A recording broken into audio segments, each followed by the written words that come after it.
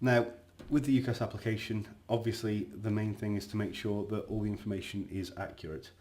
The nice thing about this website is that once you're logged in, you can come back to it as many times as you need to. You can save what you need to and walk away from it at any point. So don't feel that you have to do this all in one go. It is incredibly important to the UCAS process that you put your Scottish candidate number on the form. This may mean that your funding is processed more quickly. On the personal details page, you will see towards the bottom we have this section on student support. Now, in the first section, fee code, you will need to select 02, UK, Channel Islands, Isle of Man or EU Student Finance Services.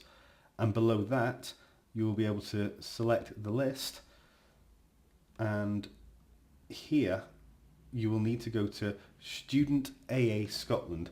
This is selecting that the Student Award Agency for Scotland is going to pay your fees for you. So if you just scroll down, as you see here, it's just that section there.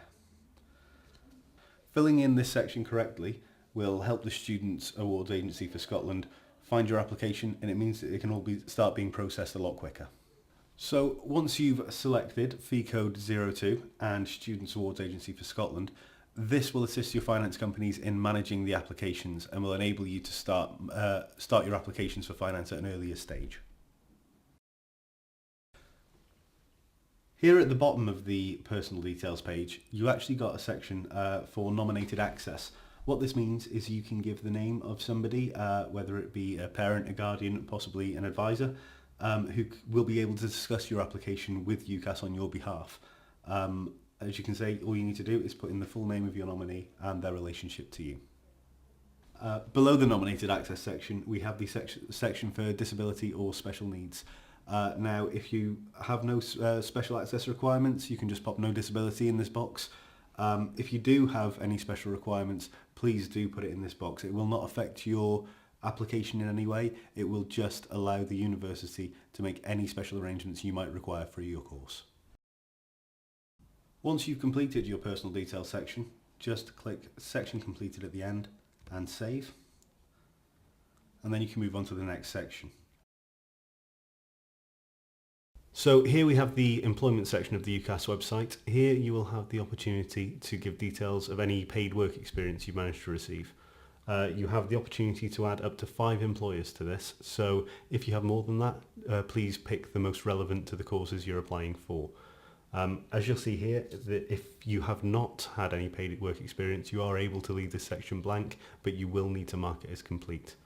Now this section is quite important, particularly if you're referring to any of these periods of employment in your personal statement.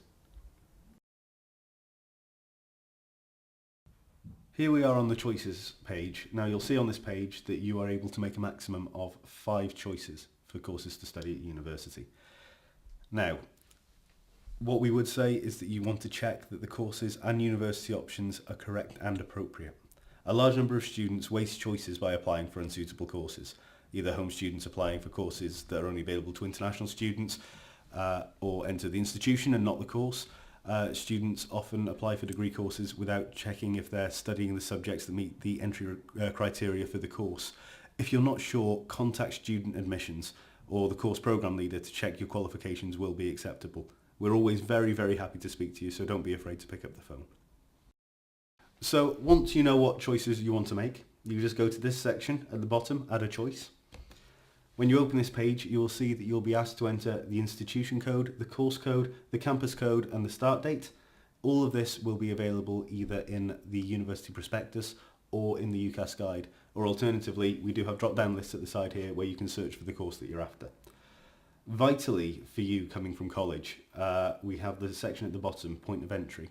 Now, if you're studying a HNC, you'd expect to be starting study in university at year 2. If you're doing a HND, you'd be expecting to start in year 3. It's vital that you put this in here, otherwise it will default to first year. And if you're in receipt of SAS funding, this will mean that you will no longer be eligible for continuation of that funding. So in the education section, you will start by adding your college or school or centre. So you'll need to start by finding your most recent, which will be your college. So you just open this box and pop it in as a search. So if we were to say Edinburgh College, you'll just find it in the drop down there. Now, in many cases, the website will know your exam centre number. If it doesn't, you can check with your college to see if they have an exam centre number. If not, that's to be left blank. So what you'll need to do is pop in your start date and your end date. Now, if that date is in the future, don't worry, pop it in as in the future and it will just take that as your current course. And then whether you're full-time, part-time or doing sandwich. And then did you or will you receive any qualifications at this centre, which in most cases will be yes. So click save from there. Okay, so that didn't work. So once you've added your college, you can then go in and add your qualifications in the section just on the main education page and beneath. So if, for instance, you have done the HND, you just search in the box at the top and then select HND Scottish or Scottish HND. Once you're on the Scottish HND page, you can select your title and course code and your qualification date. Now this can be a date in the future. You should always put in the qualifications that you're currently doing, even if you haven't qualified yet, as this will count towards your application. You're also given the option to add modules and units with the qualification date, again, possibly in the future, and the results. And you can add as many modules as you need to in this form here. So to recap, the UCAS form is the same form that everybody applying to undergraduate courses in UK higher education institutions will need to fill in. What you'll need to be particularly aware of, coming from a Scottish college, is that you will need to put in all your future modules to make sure that you're applying to the right stage, to put in the year of entry, again to make sure you're applying to the right stage, and to include your Scottish candidate number.